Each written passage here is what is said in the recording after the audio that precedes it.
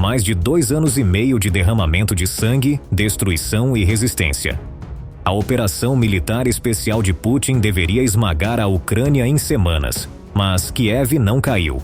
Em vez disso, a Ucrânia transformou a guerra em uma disputa implacável e de alto risco que nenhum dos dois lados pode se dar ao luxo de perder. Com a Rússia lançando tudo o que tem no campo de batalha, 18% do território ucraniano está sob ocupação. Mas há uma reviravolta. A vitória não está esperando pela Rússia. Ela está se aproximando da Ucrânia. Antes de continuarmos com os detalhes da notícia, inscreva-se no canal, deixe um like e vamos continuar. Vários especialistas militares acreditam que essa guerra está chegando ao seu desfecho explosivo, e não a favor de Putin. A questão não é se a Ucrânia vencerá. A verdadeira questão é quando. Antes de responder a isso, vamos ao Centro de Estudos Estratégicos e Internacionais, ou CSIS. Em 23 de fevereiro de 2024, o CSIS realizou seu Programa de Segurança Internacional, durante o qual organizou uma discussão virtual entre vários especialistas militares importantes. Esses especialistas incluíam Emily Harding, Michael Vickers, Dr. Seth G. Jones e o homem que estabeleceu uma data para a vitória da Ucrânia, Dr. Elliot A. Cohen.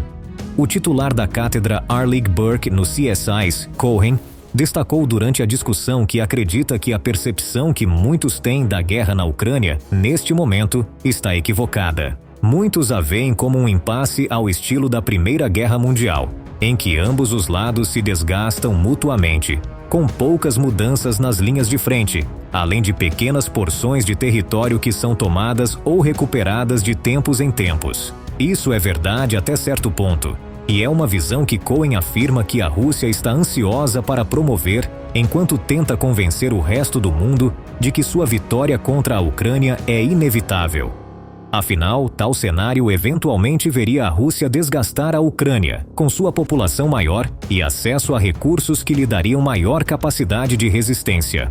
Mas essa não é realmente a forma como a guerra está se desenvolvendo, pelo menos de acordo com Cohen.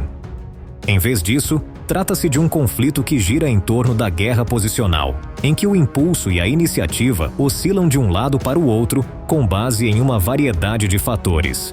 Há muita iniciativa, muita adaptação e inovação, e mudanças com a iniciativa indo de um lado para o outro, afirmou, antes de acrescentar que é difícil julgar quanto tempo essa fase posicional pode durar.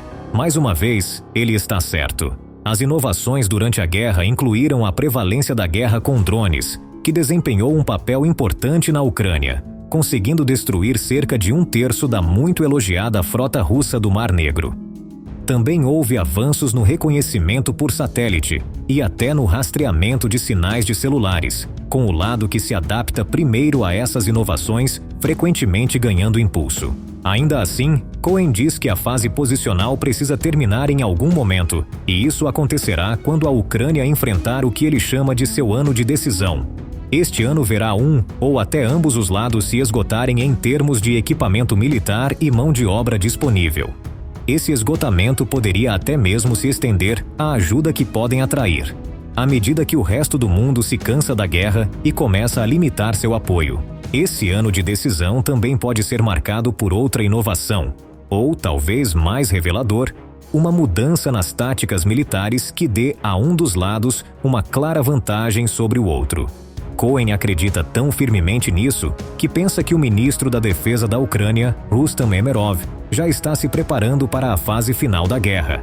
Suas políticas se concentrarão em sustentar o exército ucraniano tanto quanto possível, o que implicará em encontrar tropas para manter a luta, mesmo quando a Rússia recruta milhares de soldados para suas fileiras. Os desenvolvimentos desde a discussão corroboraram essa visão, já que a Ucrânia reduziu sua idade de recrutamento militar de 27 para 25 anos em abril de 2024, dando-lhe acesso a milhares de soldados potenciais que podem fazer parte dessa estratégia de sustentação. Combine isso com a criação de táticas militares que permitam à Ucrânia tomar e manter territórios em ofensivas e contraofensivas renovadas, e Cohen diz que Umerov está construindo sua abordagem em torno dessa estratégia. Tudo o que ele precisa é de um disruptor. Esse disruptor pode vir de muitas formas. A inovação é uma delas, mas também é um fator o fato de a Ucrânia mudar de uma postura defensiva para uma ofensiva. Como observou Emily Harding durante a discussão, a Ucrânia pode ter sucesso ao encontrar uma maneira de escolher suas batalhas de forma diferente, formas de se concentrar em uma área particular e fazer avanços ali. Essas palavras se mostrariam proféticas, dado o que aconteceu na guerra durante o verão de 2024. A queda na produção de munições russas também pode afetar a capacidade do país de sustentar a guerra, assim como as mudanças na situação financeira da Ucrânia. Vale lembrar que essa conversa aconteceu em fevereiro de 2024, 2 meses antes de os Estados Unidos aprovarem um novo pacote de ajuda de 60 bilhões de dólares para a Ucrânia. Talvez não seja apenas uma dessas coisas que ajude a Ucrânia a vencer a guerra.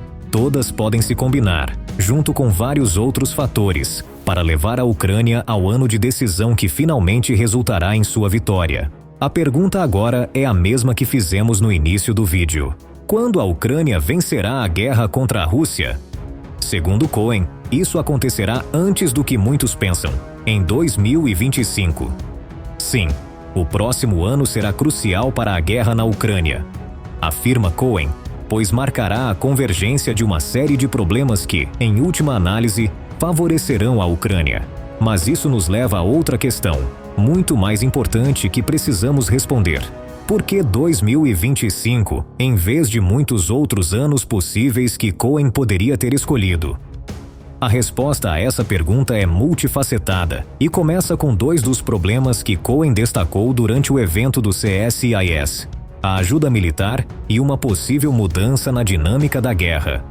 Em termos de ajuda, Cohen pode ter se enganado ao supor que a ajuda diminuiria, pelo menos parcialmente. Afinal, foi apenas 2 meses após o evento do CSIS que os Estados Unidos aprovaram o pacote de ajuda de 60 bilhões de dólares mencionado anteriormente.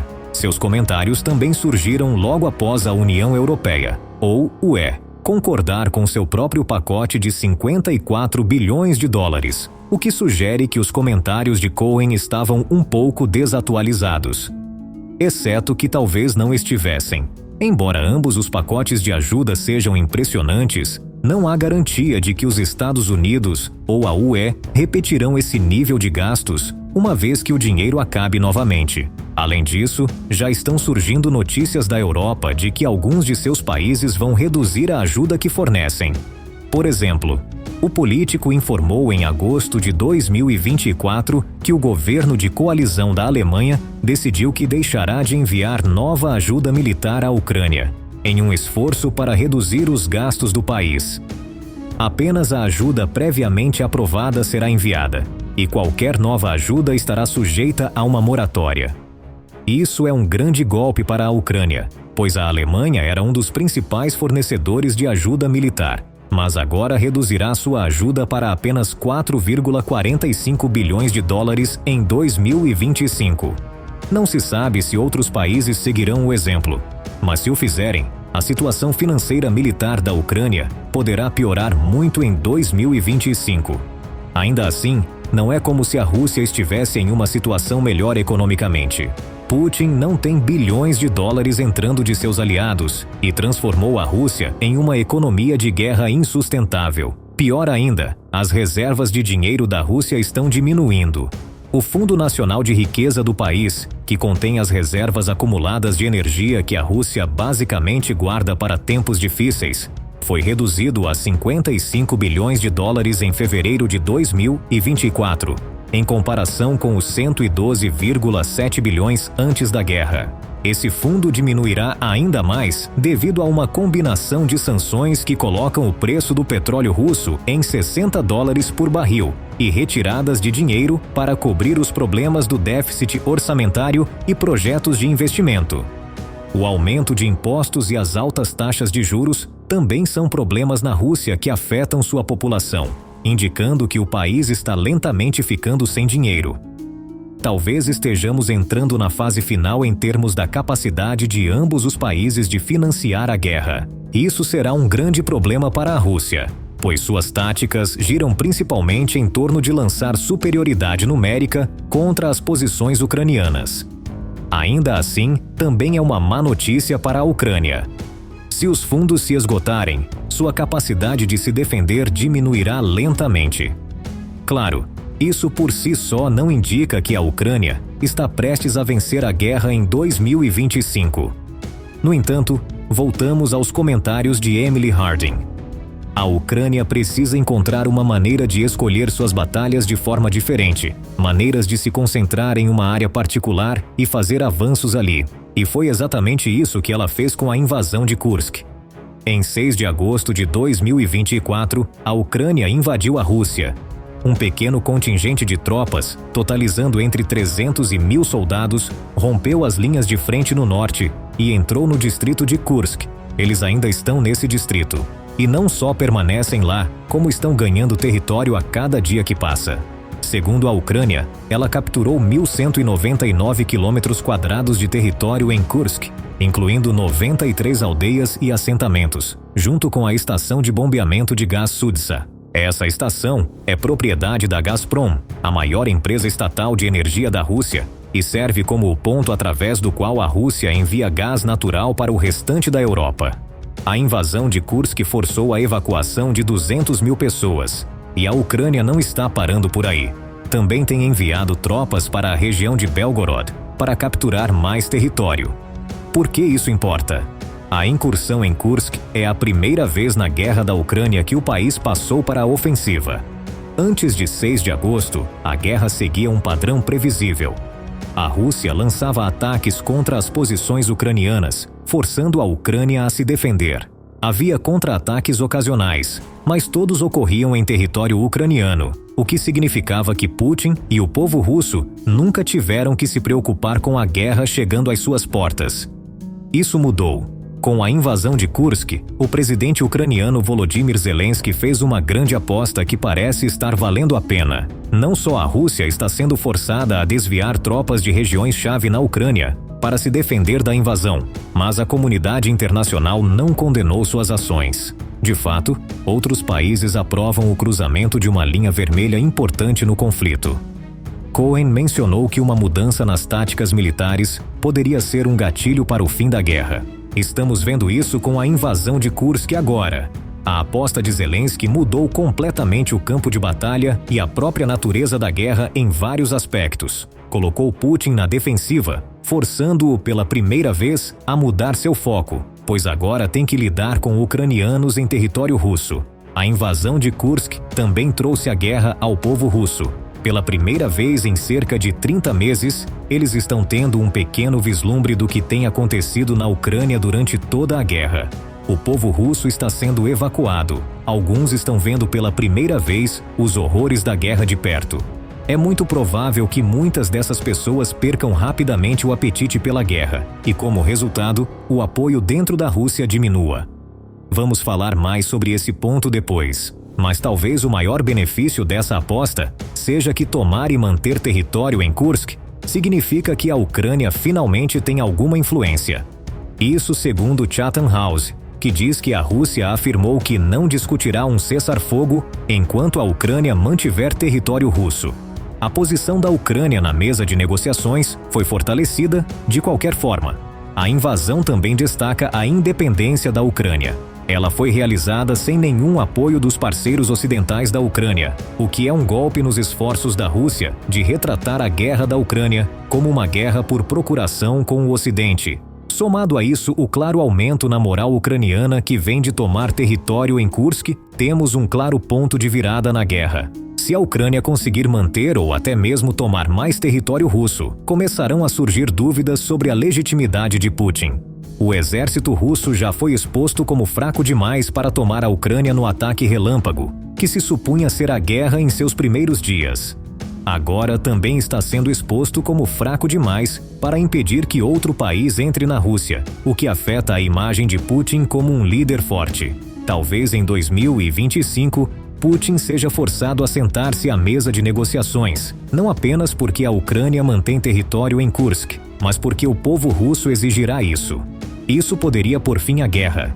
Além disso, não é como se os russos estivessem apoiando totalmente Putin antes da invasão de Kursk. Em janeiro de 2024, o Atlantic Council relatou os resultados de várias pesquisas realizadas pelas organizações Levada e Russian Field. A pesquisa da Levada, realizada em novembro de 2023, mostrou que o número de russos que oferecem apoio incondicional à guerra caiu para 36%, de um máximo de 53% em março de 2022. Para ser claro, a pesquisa revelou que a maioria ainda apoiava a guerra, mesmo que questionassem os motivos de Putin, mas essa diminuição no apoio incondicional já seria preocupante para Putin, mesmo antes dos eventos em Kursk. Ainda pior para Putin, parece que o apoio à guerra está diminuindo rapidamente entre os adultos mais jovens da Rússia. Em setembro de 2023, Valery Fedorov, que é o líder da empresa de pesquisa WCOM, favorável ao Kremlin, foi forçado a admitir em uma entrevista que apenas entre 10% e 15% dos russos apoiavam entusiasticamente a decisão de Putin de invadir a Ucrânia. A maioria dos russos não quer conquistar Kiev ou Odessa, afirmou Fedorov na época. Ainda pior para Putin, o mesmo pesquisador revelou que apenas 5% dos russos, com menos de 25 anos, acham que a televisão estatal do país é uma fonte objetiva de informação. Voltando à Levada, descobriu-se que apenas 30% das pessoas com menos de 25 anos oferecem apoio incondicional à guerra de Putin. A mensagem aqui é que o sentimento público em relação à guerra na Ucrânia tem sido misto há cerca de um ano. Agora, com a guerra finalmente invadindo seu território, é provável que o sentimento público, já abalado, se volte completamente contra a guerra na Ucrânia. Esse é outro dos grandes benefícios da aposta tática de Zelensky. Ao fazer da guerra uma realidade para o povo russo, ele está pressionando Putin a entrar em negociações. Afinal, até mesmo um líder autoritário precisa ouvir seu povo se esse povo se torna firme na convicção de que suas políticas não estão funcionando. Talvez 2025 seja o ano em que a Ucrânia faça ainda mais avanços na Rússia. Afinal, a Rússia não conseguiu repelir seus soldados de Kursk, o que impedirá a Ucrânia de enviar mais tropas ao país, tomar mais território à medida que avançam e transformar a guerra a ponto de Putin ter que encerrá-la pela segurança de seu próprio país. É certamente uma possibilidade. E é uma possibilidade que pode se aproximar mais da realidade se a Ucrânia cruzar outra linha vermelha: o uso de mísseis de longo alcance na Rússia. No final de maio de 2024, os Estados Unidos finalmente permitiram que a Ucrânia utilizasse algumas das armas que estavam fornecendo para atacar a Rússia em solo russo. No entanto, essa permissão veio com condições, a principal delas sendo que esses mísseis só poderiam ser usados em defesa da região sitiada de Kharkiv, na Ucrânia. Em outras palavras, você pode usar os mísseis para proteger seu território, mas não para atacar alvos russos mais distantes. Como resultado, a Ucrânia não tem usado mísseis de longo alcance, como o sistema tático de mísseis do exército, ATACMS. Em Kursk, o uso de tais mísseis para atacar alvos que não representam uma ameaça imediata à Ucrânia representaria outra linha vermelha cruzada na guerra. Para explicar, uma linha vermelha é qualquer ação que o Ocidente acredita que provocaria uma resposta potencialmente perigosa de Putin. A guerra tem sido marcada por muitas indecisões sobre cruzar ou não essas linhas. No início, fornecer armas à Ucrânia era visto como uma linha vermelha que poderia provocar Putin. O mesmo aconteceu com o fornecimento de F-16 à Ucrânia e permitir que a Ucrânia usasse armas para atacar a Rússia em seu próprio território. Essas linhas já foram cruzadas, com Putin não cumprindo as ameaças que fez anteriormente, o que deu à Ucrânia e ao Ocidente mais confiança para cruzar essas linhas vermelhas. Ser permitido usar o ATACMS fora da defesa de Kharkiv seria outra linha vermelha cruzada, e há indícios de que essa permissão poderia chegar em algum momento em 2024. Por exemplo, em 15 de agosto de 2024, foi relatado que a administração do presidente Biden está aberta à ideia de enviar mísseis de cruzeiro de longo alcance que possam ser disparados de F-16 para a Ucrânia.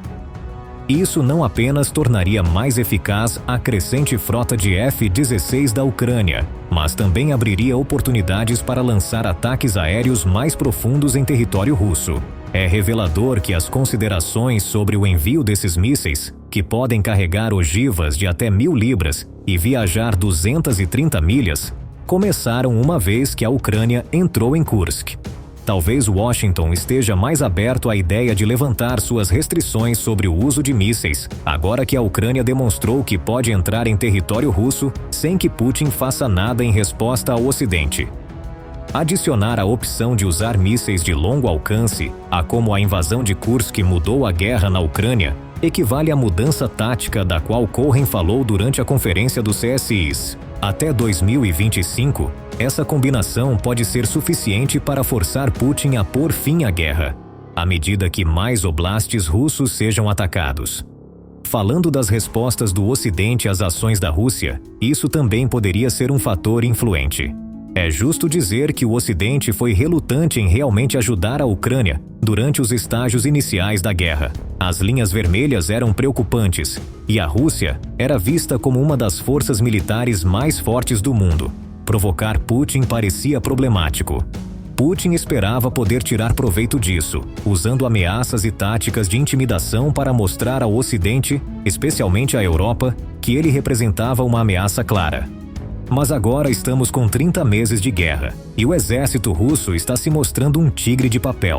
A operação militar especial de Putin despertou o restante da Europa em relação à sua disposição de agir de forma agressiva. No entanto, seu fracasso em obter os resultados que desejava com essa agressão levou muitos países europeus a reforçarem suas defesas para limitar sua capacidade de fazer mais avanços, caso ele consiga ter sucesso de alguma forma na Ucrânia. O Instituto Lowy destacou isso em um artigo de julho de 2024, discutindo 4 fatores-chave que poderiam influenciar a guerra em 2025. Os dados da Agência Europeia de Defesa destacam isso. Em novembro de 2023, a agência publicou seus resultados sobre os gastos em defesa europeia em 2022. Descobriu-se que 20 dos 27 membros da União Europeia aumentaram seus orçamentos em resposta à operação militar especial, com muitos desses aumentos sendo significativos. A Suécia, por exemplo, comprometeu 30,1% a mais para suas forças armadas, enquanto a Espanha acrescentou 19,3%. No total, 2022 viu os membros da UE dedicarem quase 65 bilhões de dólares aos gastos de defesa, a maioria destinada à aquisição de novas armas, o que demonstra uma mudança nas atitudes estratégicas na Europa. A mudança continuou em 2023 e 2024. Por exemplo, o ex-primeiro-ministro britânico, Rishi Sunak, anunciou em abril de 2024 que a Grã-Bretanha estava aumentando os gastos com defesa para igualar 2,5% do Produto Interno Bruto, PIB, nacional, até 2030. A Polônia, que está emergindo rapidamente como uma potência militar europeia, também está planejando um aumento, com o país disposto a gastar 5% do PIB em defesa em 2025. Essa expansão dos orçamentos de defesa europeus é exatamente o oposto do que Putin queria alcançar com a guerra. A Rússia deveria vencer rapidamente e, em seguida, tornar-se uma ameaça ainda maior para a Europa.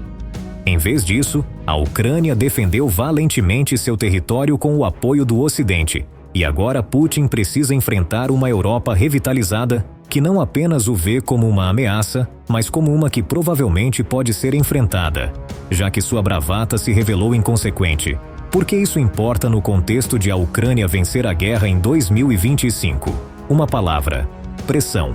Putin enfrenta uma Europa muito diferente da que enfrentou em 2022. Naquela época, ele podia se safar com ameaças, porque a Rússia ainda tinha o fator intimidador. Mas com suas operações militares especiais paradas na Ucrânia e com a Ucrânia ganhando terreno em território russo, o exército de Putin se revela como um tigre de papel, pelo menos em comparação com o que se acreditava antes da guerra. Uma Europa cada vez mais forte pode exercer mais pressão sobre Putin para encerrar a guerra em 2025, pois está mais preparada para enfrentar e derrotar a Rússia. Além disso, esses exércitos mais fortes podem oferecer maior apoio à Ucrânia, mesmo que os fundos comecem a diminuir, com a mensagem de que Putin simplesmente não pode tomar a Ucrânia sem enfrentar retaliações. É uma reviravolta completa na mensagem que Putin queria transmitir, e essa pressão, combinada com todos os outros fatores discutidos neste vídeo, pode ser suficiente para levar Putin à mesa de negociações em 2025. Ainda pior para Putin, ele não enfrenta apenas pressões externas. Internamente, o país está cada vez menos capacitado para sustentar a guerra, pelo menos da maneira como tem sido nos últimos anos. Voltando à conferência do CSIS, Emily Harding apontou que a Rússia adotou uma abordagem de guerra baseada em material e pessoal. A Rússia dependia de ter mais equipamentos e maior mão de obra para avançar na Ucrânia. Ambos estão se esgotando. Como aponta o The New Voice of Ukraine, a Rússia tem dependido de reservas da era soviética para manter a parte material de sua estratégia. Essas reservas estão se esgotando. A Rússia perdeu pelo menos 3.000 tanques e cerca de 5.000 veículos blindados durante a guerra, embora a Ucrânia afirme que os números são muito maiores.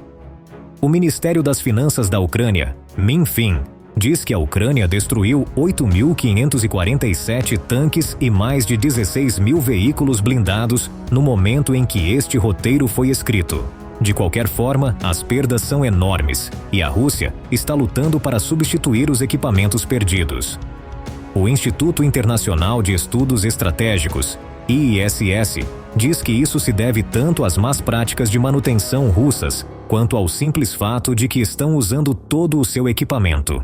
Um analista do IISS, Michael Gerstad, observa que a Rússia ainda tem cerca de 70% de seus tanques e veículos blindados da era soviética em estoque. Mas a maioria não foi movimentada desde o início da guerra, porque não são capazes de funcionar. Muitos estão em más condições, consequência de terem ficado sem manutenção desde a década de 1990.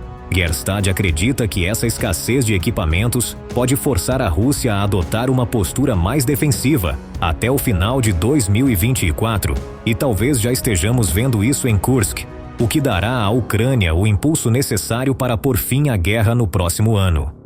O analista militar da Forbes, David Axe, apoia essa ideia, afirmando que a Rússia tinha uma reserva de armas para apenas um ano em abril de 2024. Em resumo, suas capacidades de fabricação, apesar de terem sido aumentadas desde o início da guerra, não são fortes o suficiente para acompanhar o ritmo de suas perdas. Combine isso com a falta de pessoal e você terá um golpe duplo que pode frear as ambições de Putin. O Ministério das Finanças da Ucrânia, Minfin, diz que a Rússia acumulou mais de 607.000 baixas desde o início da guerra e que atualmente está perdendo soldados a um ritmo de cerca de 1.000 por dia. A invasão de Kursk também evidenciou o problema da força de trabalho militar da Rússia. Os ucranianos invasores capturaram centenas de prisioneiros de guerra em cerca de 20 dias, e essas capturas são resultado da política militar russa. Normalmente, Putin envia soldados contratados para as linhas de frente na Ucrânia, mantendo os recrutas inexperientes em regiões fronteiriças como Kursk. Esses recrutas simplesmente não são capazes de montar uma defesa contra os soldados ucranianos mais experientes. E como a Rússia já perdeu centenas de milhares de soldados na Ucrânia, Putin se verá cada vez mais em uma posição na qual a mão de obra que ele envia para lutar não está bem treinada, nem é taticamente astuta o suficiente para atingir seus objetivos. A Rússia não enfrenta um problema de força de trabalho em termos de números. O Global Firepower aponta que o país ainda tem mais de 46 milhões de pessoas aptas para o serviço. No entanto, enfrenta problemas quando se trata de experiência e capacidades, que, combinados com todos os fatores discutidos até agora, tornam seu exército muito menos eficaz com o passar do tempo. Tudo isso contribui para uma situação ruim para a Rússia. Embora ainda esteja tentando projetar poder e não tenha mudado suas táticas no que diz respeito à tomada de território ucraniano, os sinais apontam para uma possível vitória ucraniana em 2025. A Rússia está ficando sem equipamento e pessoal, o que prejudica sua abordagem baseada em material e mão de obra. A invasão de Kursk mudou todo o estado da guerra, representando a mudança tática distinta da qual Cohen falou como um possível cenário para o fim da guerra. E então há a pressão que Putin enfrenta. O apetite de grande parte de sua própria população pela guerra já estava diminuindo antes mesmo de a Ucrânia invadir Kursk, e é provável que muitos mais queiram o fim das hostilidades, agora que a guerra está se aproximando de suas portas. Some a isso uma Europa revitalizada, que está exercendo pressão militar no conflito através de esforços renovados para melhorar suas próprias tropas, combinado com a crescente disposição da Ucrânia de cruzar linhas vermelhas para aumentar ainda mais a pressão sobre a Rússia. E Putin se encontra rapidamente em uma posição insustentável. Uma posição que pode levar a uma vitória para a Ucrânia em 2025. Mas o que você acha? A Ucrânia está realmente à beira de vencer a guerra em algum momento de 2025? Ou Putin tem mais cartas na manga? A invasão de Kursk representa a mudança estratégica que servirá como catalisador para o fim da operação militar especial da Rússia? Compartilhe seus pensamentos nos comentários e obrigado por assistir a este vídeo. Até breve!